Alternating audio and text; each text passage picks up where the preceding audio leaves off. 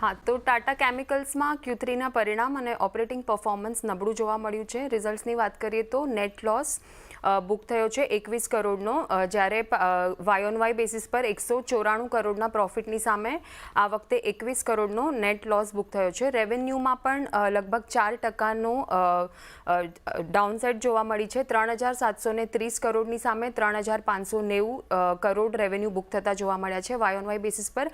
એબિટાની વાત કરીએ તો એમાં પણ 20%નો ડાઉનસાઇડ જોવા મળી છે. 542 કરોડની સામે 434 કરોડ એબિટા બુક થયો છે. અને માર્જિન્સની વાત કરીએ તો 14.5%ની સામે લગભગ 12% માર્જિન્સ જોવા મળ્યા છે વાય બેસિસ પર.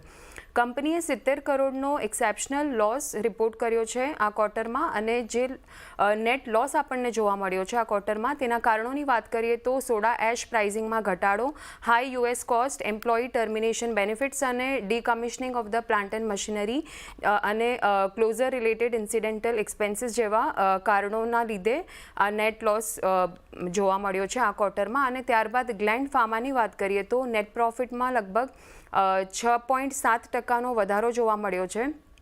192 કરોડની સામે 205 કરોડ નેટ પ્રોફિટ જોવા મળ્યું છે વાય બેસિસ પર. અને રેવન્યુની વાત કરીએ તો 1545 કરોડની સામે 1384 કરોડ, એટલે લગભગ 10.5%નો વધારો જોવા મળ્યો છે વાય બેસિસ પર. એબિટામાં 356 કરોડની સામે 360 કરોડ, એટલે લગભગ 1%નો વધારો. અને માર્જિન્સની વાત કરીએ તો 23%ની સામે 26% માર્જિન્સ થતા જોવા મળ્યા છે વાય બેસિસ પર.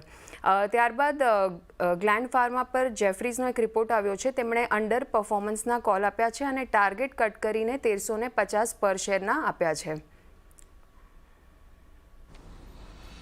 એટલે જુઓ, ખાસ કરીને